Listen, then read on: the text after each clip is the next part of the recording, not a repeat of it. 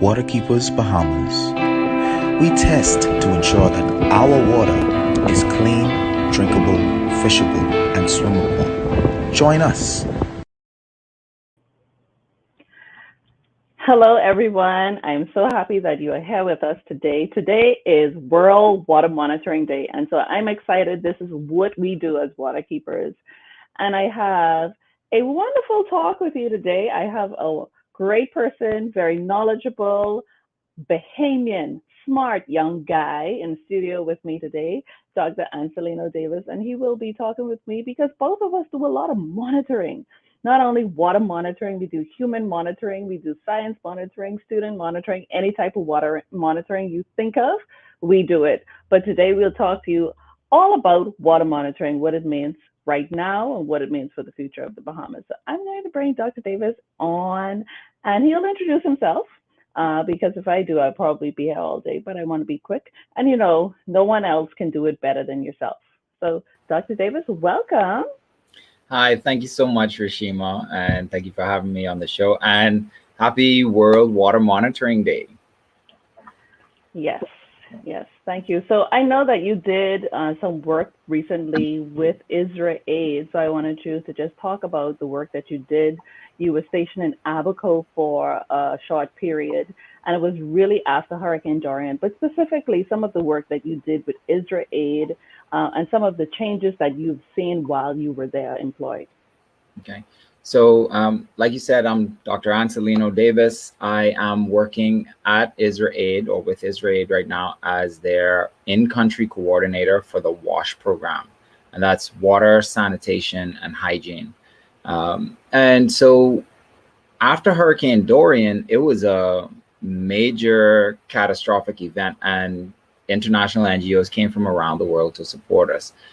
Israel Aid was actually one of the first on the ground, and Israel Aid was really focused on delivering clean drinking water and also making sure that women and children and people had access to hygiene materials. And that includes lots of feminine hygiene products as well as toiletries and stuff like that.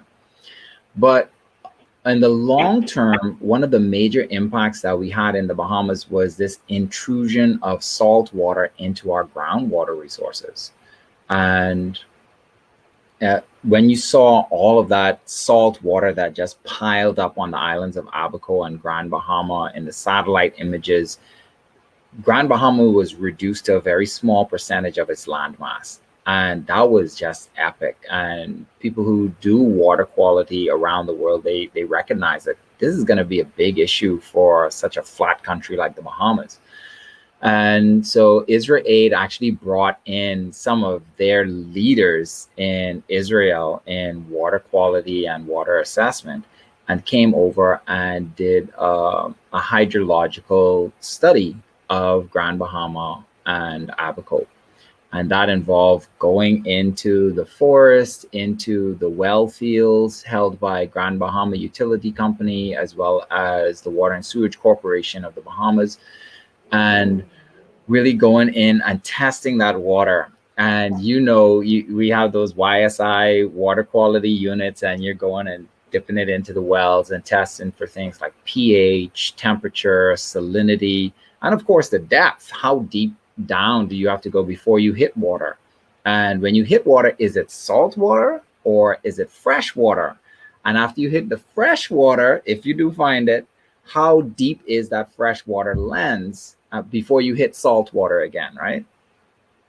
And all of this comes into play to determine how much do we actually have.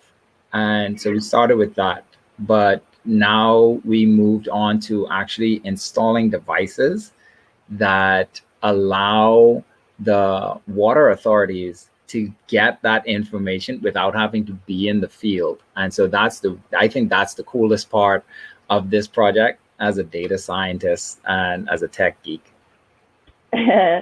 Definitely. I think you have two science geeks on this platform right now. But you said something that was so important, and it's the fact that you had Grand Bahama Island as well as Abaco that was completely inundated by salt water. And the fact that these two islands are really two of the major islands that have freshwater lenses. And so we're not only talking about addressing human rights issues with access to clean, drinkable water, um, and it's scary because we know that we are faced with the global warming impacts of sea level rise. And so we're going to have these hurricanes coming again and again. So I'd like for you, if you can, to talk about some of the data points or some of the facts that you were looking at with Israel in terms of, because you mentioned it, like how deep are we going in order to find water, and then what type of water we're finding. So if you could talk to us a little bit more about that, because it's all a part of monitoring, right? So we're monitoring in order to find out how much water we have in terms of freshwater supply, as well as how polluted the water may be in terms of our salt water for our fishing purposes. And so to start off with, one of the things that you said just now is that Grand Bahama and Abaco are two islands that have large amounts of groundwater resources. And you also want to think about Andros, Eleuthera, Long Island. And although they have lots of groundwater resources, it's definitely not infinite. And when we think of these freshwater lenses, if you make a section through it, it looks like a little bowl, right? Mm-hmm. But that bowl, that volume of water, if you cut a marina in there and that splits it, that lets salt water in there, those two pieces that you made, they actually get smaller than the original. And people don't really think about this. Or if you dig down and you contaminate it, sometimes that area extends so far beyond that space that you think you're affecting. And this water is percolating through the limestone and everything like that. You could make a single pollution introduction in one settlement, and you're actually contaminating settlements throughout the island. And these are things that we really need to think about. But with our data, we were really focused on how much fresh water was available. And when we dropped our sondes down, and we have, there's a device called a level logger, and it really determines how the water depth is changing, and also the salinity of the water in that water column. So usually you have a line, a halo line, and above it is the fresh water, below it is the salt water. But there's like kind of a fuzzy area around it where the water is kind of getting brackish and it gradually gets more salty, right? Now, if you have the device hanging there, when the tide rises, we actually saw that was moving up and down. Mm-hmm. So we could see actually that change in salinity over time. And it, in some settlements, it made these beautiful curves, super smooth and very regular. And you can see that some of our tides are higher than others. So usually you have a low high tide and then a high tide, a low high tide and a high tide. And you could see it so beautifully inside this data. But then in some places, it's like it would have this smooth curve and then it would hesitate for a while before spiking up. And this really shows us that our limestone and bedrock, it isn't totally uniform. So this is another thing that we're thinking about. How connected are these areas? Because it might be going up smoothly, but then there's like some pool or some cavern that has to fill up before it can get to the next level, right?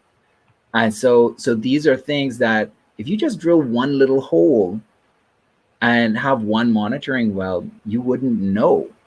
But we actually have 8 wells on Abaco and 8 on Grand Bahama Island. And together, having this bigger network, and you know about monitoring, if you just take one sample one day in one location, that's not really going to tell you a lot. But now these devices actually collect data all day and send us an email once a day. So my email inbox looks horrible because I have 16 wells emailing me every day, telling me how their day was. So it's kind of funny, but I can really like see when the data changes and stuff like that. And I think it's super cool, but it is not a normal inbox, I don't think. So technology really has made it a little bit more easier for us to collect the data rather than having to be out there and then be out there all day, or maybe be out there early in the morning and then late at night, because you talked about like different tides, right? So high tide and then low tide, and then you have that mid tide point as well. And those data points are also very important to compare the differences between the three. So what you said really stood out to me, because now we have technology that's making it easier for us, where we can be present without being physically present. Yes, and this idea, this concept of remote sensing. So for those that don't work in the monitoring field, there's in situ sensing, where you are in the site, you're on location, and you're collecting a sample of water, you're testing it, and you actually have to be there physically to collect it.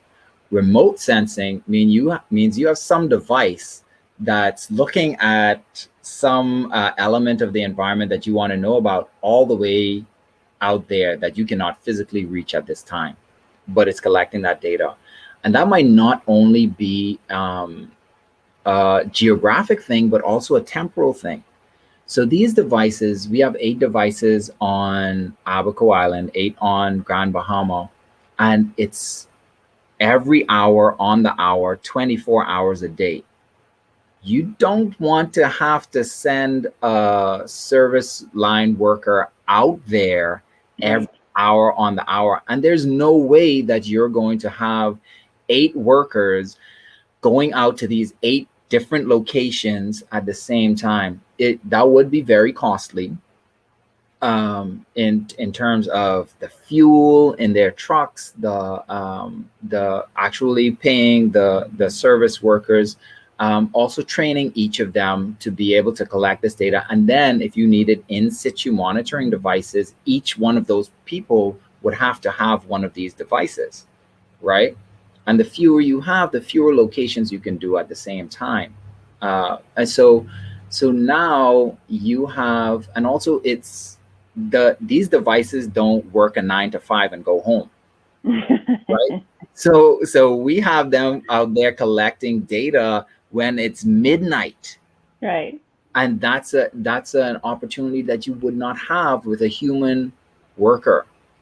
But at the same time, we're not talking about getting rid of our human workers either, because now we have staff that are super interested in water quality, and they understand why it's so important for us in the Bahamas, but they can work digitally. Right. They might really see the importance, but they don't want to be out in the hot sun, right? And now they can work from a computer, and also like accessibility issues. You have some staff who just cannot be in the field, but they want to contribute to our water quality work. And it's just such a beautiful mix of this technology and this access that we're changing right now. Definitely. So we have technology working for us, and we still have that human element that's really passionate about providing this information to the public, so that the public understands how important it is for us to maintain quality water for our health as well as for our future being. But if we were to just kind of give a summary as to what is at the end of it all, what is it that Israel Aid as an NGO wants to leave with the public? Like, what is that message that Israel Aid wants the public to know about whatever work that they're doing, not only in terms of their water management, but also in terms of that human element and providing those immediate response needs or items to hurricane victims or whatever type of victims that we may have, because we know that ecocide is happening. People are being displaced because of environmental disasters. But what is it that Israel Aid wants Bahamians maybe to know? This is something that there's a balance when you're working for an international NGO in your home country, because there's this perspective taking. And although Israel came here initially for an emergency or disaster response, this program, this project is really forward thinking and is looking towards, addressing those sustainable development goals of making sure that people have access to clean, healthy water. And by implementing this technology, each of these water authorities are now able to see how salty is this water, which one of our wells or well fields is giving us the best water, when is the best time for us to pump out of these wells. Because like I said, if the salinity is going up and down, there might be some times of the day that you have really good fresh water to pump through your systems and deliver to your clients or your customers. There are other times of the day that if you pump that water, you're putting salt into your machinery. You're putting salt into the water, which you then have to treat before you deliver it to your customers. So that changes the cost, that changes the maintenance, and that changes the quality of water. And if you change the quality of water, you change the quality of life. And so these are things that this project is looking forward into the future and making it more sustainable for the Bahamas. So I definitely want to say thank you for the work that you're doing, and thank you for putting these two pieces together. Definitely reaching some of those sustainable development goals. Definitely clean water and sanitation, good health and well-being, as well as affordable and clean energy. Converting that, and then life on land and life on water. So I don't know. This project seems to have really been hitting a lot of those sustainable development goals. And so I just wanted to take a quick break so we can kind of get into a more relaxed type setting before we end our talk show. But before we do, I want everyone who's listening to just pay attention to this video, because it really shows you some of the things that you can do to join us as water keepers. And so I hope you stay with us. We'll only be for just a few more minutes, but I'm sure you're going to definitely be enjoying it.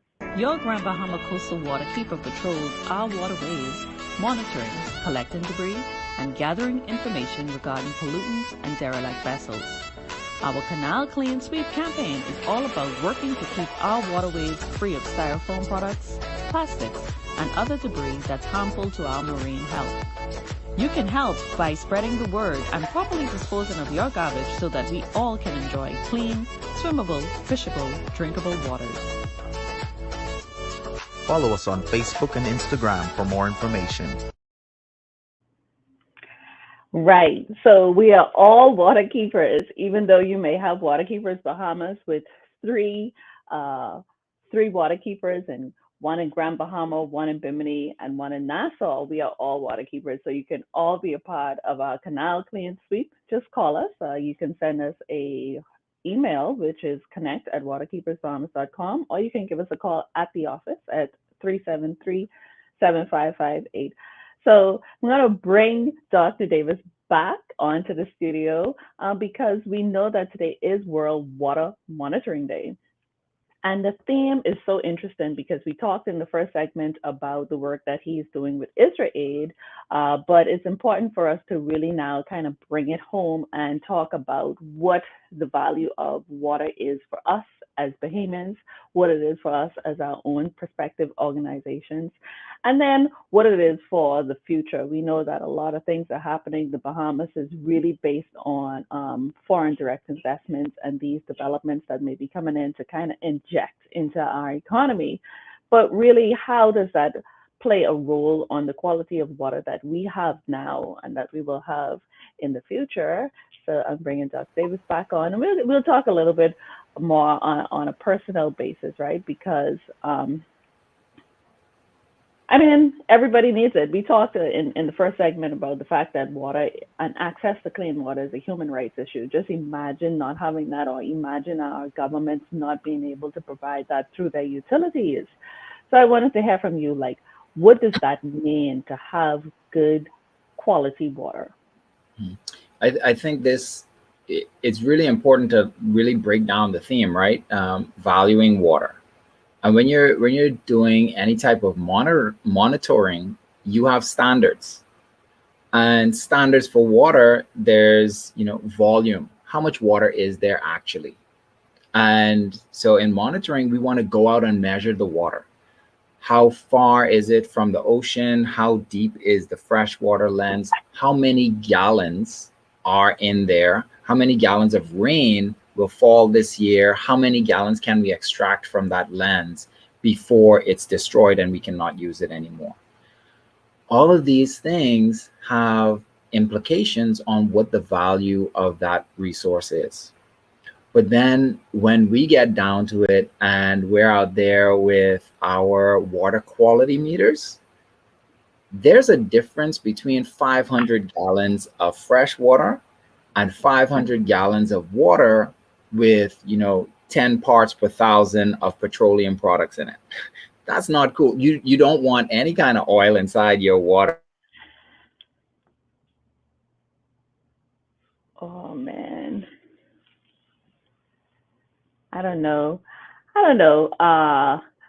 I think we'll bring Dr. Davis right back on, but he was really getting into some really hot topics right there. So we'll wait for him to get back on and into the studio. But while we do, I just wanted to go over some of the canal clean sweep results that we have been able to accumulate over the last 5 years, maybe 5 years or so. And it's really important because if you look at it, you could see like in 2019 versus 2020, even though we were in lockdown for most of 2020, you can see that there were, during a few of our cleanups, we were able to accumulate a lot of rope. We were able to, a lot of plastics and a lot of glass, sorry, not rope, a lot of plastics and glass. And if you look at 2019, those two items were a part of the most collected items, definitely plastics. And so when the Bahamas government passed the legislation to ban single-use plastics, I'm sure that they were able to look at a wide range of tabulations or results or cleanups that other persons that may have participated in. We know that a lot of schools have beach cleanups.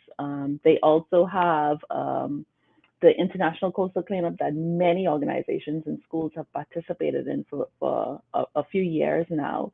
So looking at those things, you can definitely see why the need for the plastics ban was really implemented.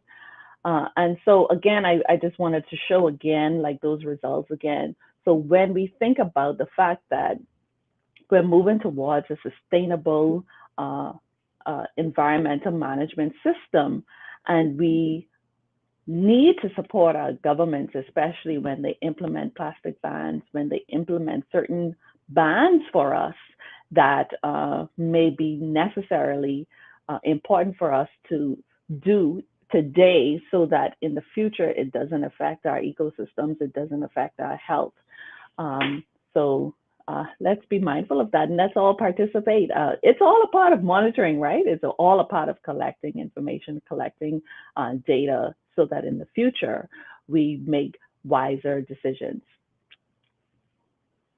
And then not only that, Waterkeepers Bahamas has a very active water quality program where we're collecting samples of water either from our beaches or our canals, as well as from private homes and then other freshwater areas. And what I wanted to show you right now was the results over the period of 4 years between the beaches that we have been collecting our enterococci that we have been collecting for our beach monitoring program over the past few years.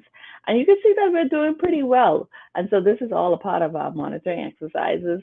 And I'm happy to say that, you know, all of the islands that we've been monitoring water are in the high 90s. they're not all at 100 because sometimes things happen. You may have differences in you may have the differences in tides. You may have passing vessels that may deposit unknowingly. You may have outbreaks of human waste in waters. You may have spills, including oil spills, that may affect the quality of the water. But I'm happy to say that we as a country are really doing good in terms of ensuring that our beaches are safe and clean for residents as well as persons that may be visiting.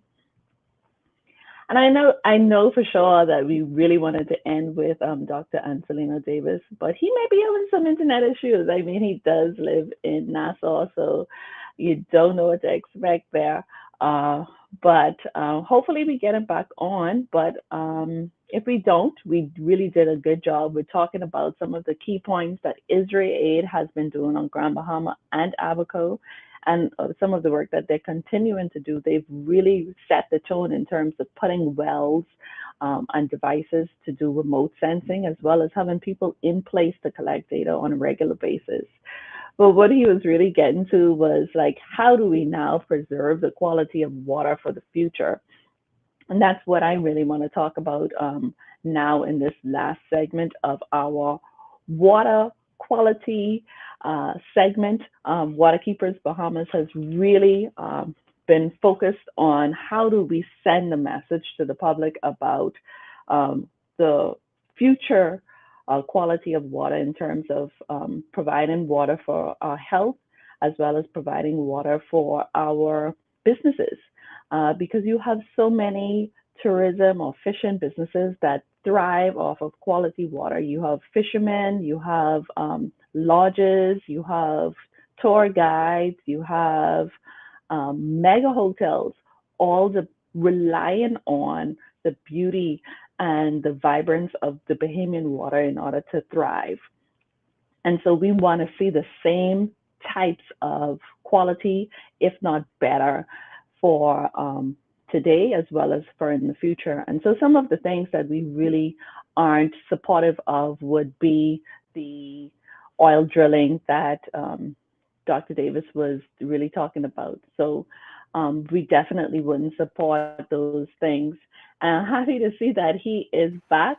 I was just telling those who are watching that, I mean, you are in Nassau, right?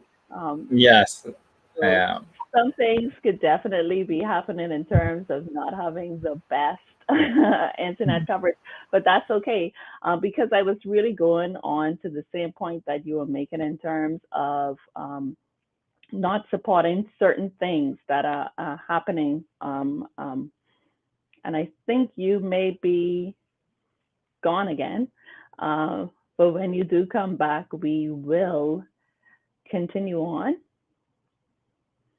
So some of the things that we definitely don't support and majorly is oil drilling in the Bahamas. We are an ocean nation. And in being an ocean nation, we want that to remain the same. So even though we're an ocean nation, we need to do things to protect our ocean. And one of the things that we aren't supportive of is oil drilling in any part of our archipelagic nation of the Bahamas, whether it be on the north, south, east, or west. Because we are also a very clever and a very intuitive nation. And so as we are set in a place right now of trying to diversify our economy, as well as trying to find new and innovative ways of providing energy so that energy can be provided at a lower cost to our homes as well as to our businesses. One of the things that we see dying out is oil drilling. And so to have a new type of industry be introduced at this critical stage where you have so many organizations, so many financial institutions moving away from such an archaic industry, we would like to put a stand there too and move away from that as well. So, I mean, it's really hot. Like topics like these are really hot right now. And we are definitely a part of the conversation because we want to see a healthy Bahamas. We want to see where our children and our grandchildren are able to see the same things, if not better. So the work that we do at Waterkeepers Bahamas is definitely important. And when I talk about the work that we do on Grand Bahama, on Bimini, and on New Providence, it's not only limited there. And so when you look at our work, why it's so important is the fact that the Bahamas is so unique because we're an ocean nation, like I said before, where the makeup of the Bahamas is 95% water and 5% land mass. And when you think about the major industries in the Bahamas, of course it'll be tourism. Of course it will be fishing because we have right before us everything that we need in terms of having the resources to be able to have different types of fish stock as well as different types of dive sites, right? And I can brag about the fact that Bimini has some of the most amazing dive sites in the world. So you definitely need to have clean water and clean coastlines in order to be able to provide this to Bahamians, to provide it to those who may be visiting, to those who may be doing work that they need to do in order to ensure that we have regulations or standards that Dr. Davis talked about before.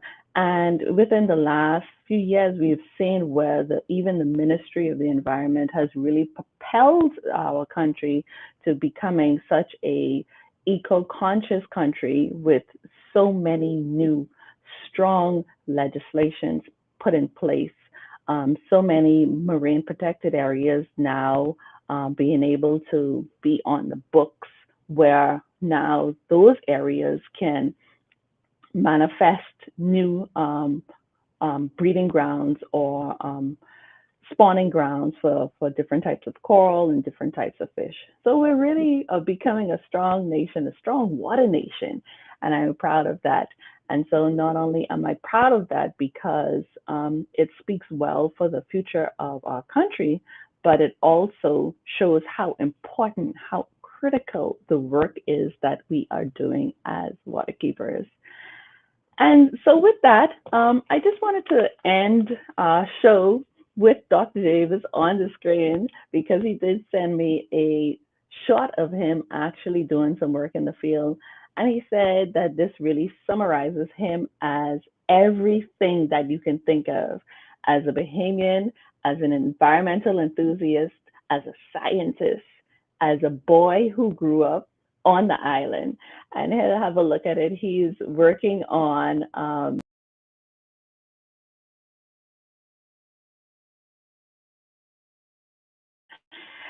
so he's working on one of the wells in, I believe that might be Grand Bahama, I'm not too sure. And I hope that he will forgive me if I'm not right, but it really kind of sums up everything that he is. And so I want to thank him for being with me today on our World Water Monitoring Day. I want to thank you for being here with us as we celebrate the work that we do, to celebrate the work that you do. And I'm just looking behind me, and I have to put in a shameless plug because these are our Waterkeeper bottles, and you definitely should have one. It has the bamboo cap. It's really good. It holds hot and cold water. I mean, we are water keepers, right? So we should always keep water on us to stay saturated as we move about our day. But thank you so much. Do something. Be a water keeper. You are one. Join the action. So definitely call us 373-7558 or send us an email to find out more about some of the activities that you can be involved in at connect@waterkeepersbahamas.com. Thank you. Have a great day. Your Grand Bahama Coastal Waterkeeper patrols our waterways, monitoring, collecting debris, and gathering information regarding pollutants and derelict vessels. Our Canal Clean Sweep campaign is all about working to keep our waterways free of styrofoam products, plastics, and other debris that's harmful to our marine health. You can help by spreading the word and properly disposing of your garbage so that we all can enjoy clean, swimmable, fishable, drinkable waters.